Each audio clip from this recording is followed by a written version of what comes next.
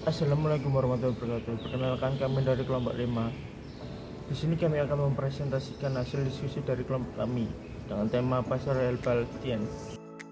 Halo, perkenalkan nama saya Asad Samsul Arifin dengan NBI 1211969. Saya Bayu Aditya Eka Finansa, NBI 12 1190204.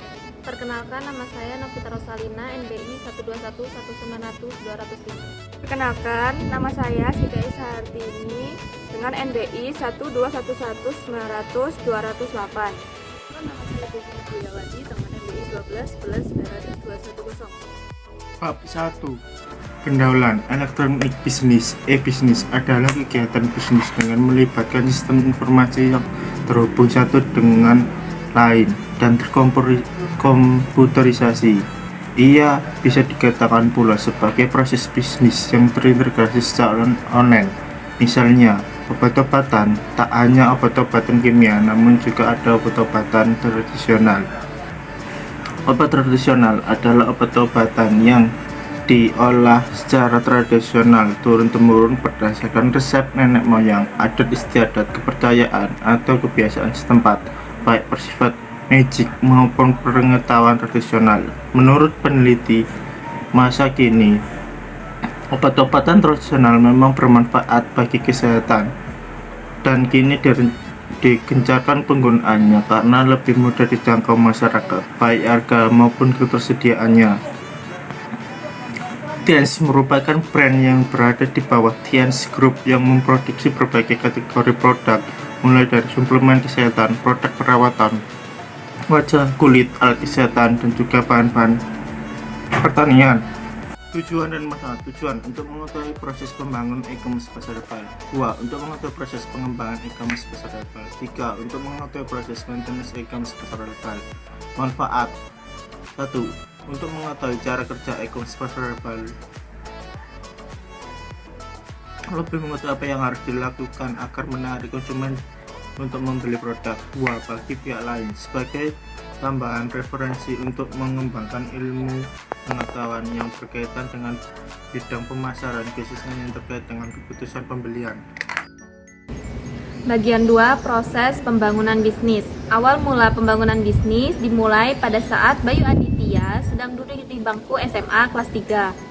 Waktu itu, dia mengenal bisnis ini dari salah satu temannya, yang pada saat itu juga temannya baru memulai bisnis dengan produk herbal.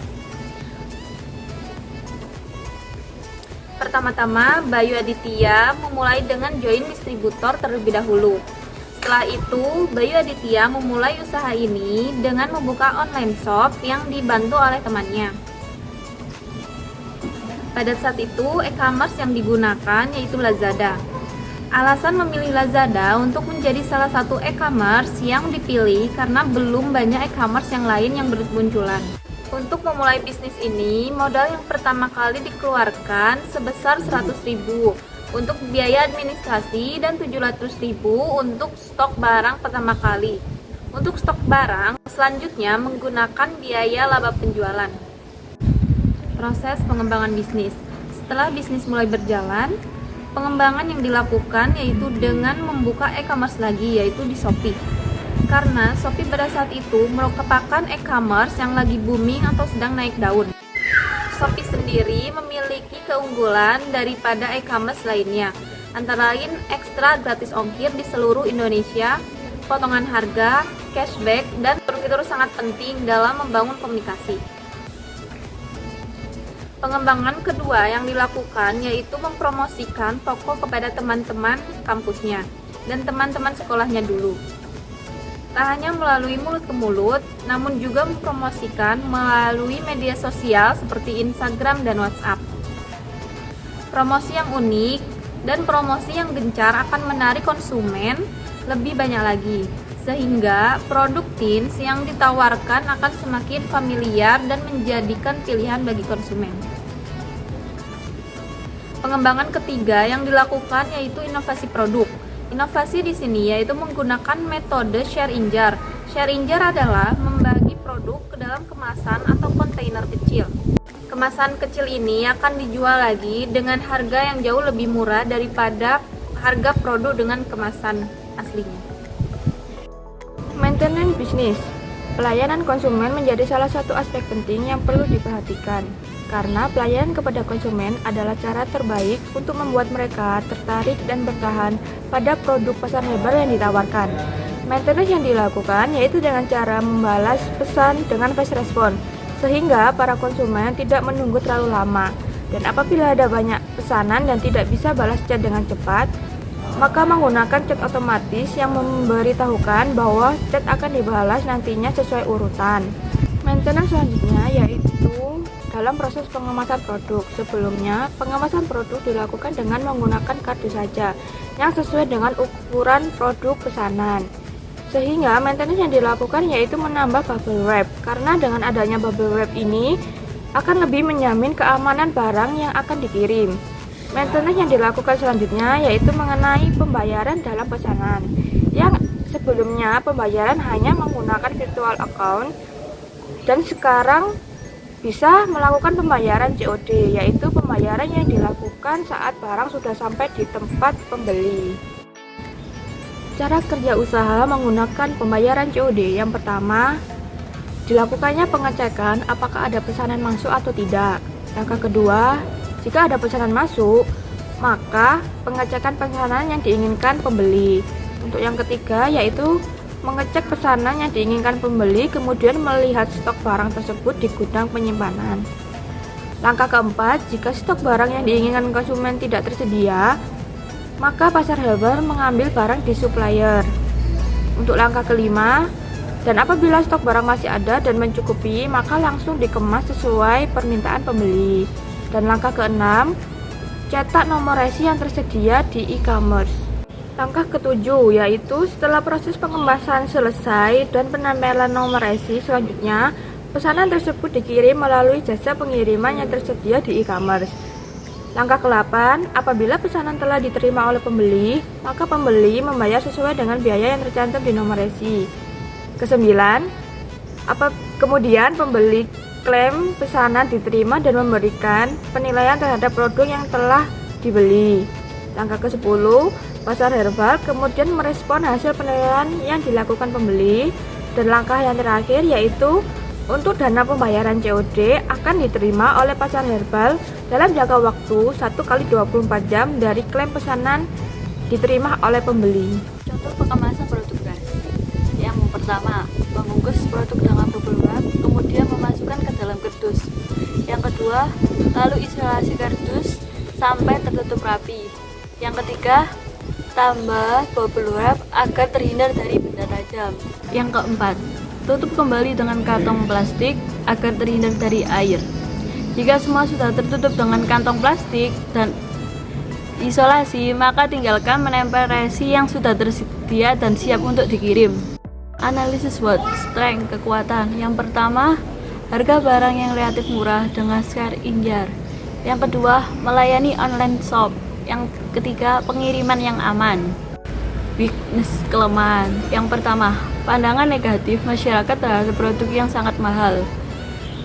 2. Banyak masyarakat yang tidak suka dengan bau dari produk. Opportunity atau peluang. 1. Memberi diskon pada semua produk yang kami pasarkan. 2. Desain yang menarik dan berbeda. Threat, ancaman. Yang pertama, mulai banyak kompetitor yang bermuncul. Sekarang di bagian 3, ini laporan penjualan produk. Laporan penjualan produk Tins di pasar herbal pada bulan Maret 2022.